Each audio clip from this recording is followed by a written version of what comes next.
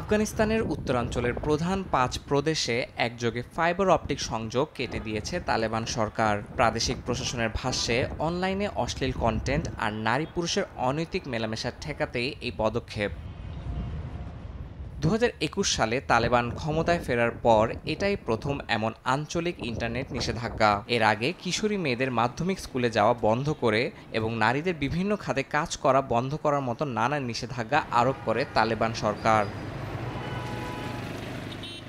দেশটির প্রশাসন আগে থেকে একাধিকবার অনলাইন ব্যবহার নিয়ে উদ্বেগ প্রকাশ করেছে। তাদের অভিযোগ, পর্নোগ্রাফি, সামাজিক মাধ্যমে নারী পুরুষের ঘনিষ্ঠ আলাপ এবং পশ্চিমা প্রভাব তরুণ প্রজন্মকে বিপথে নিচ্ছে। তাই তারা এখন ইন্টারনেটকে সরাসরি নিয়ন্ত্রণের পথ বেছে নিয়েছে।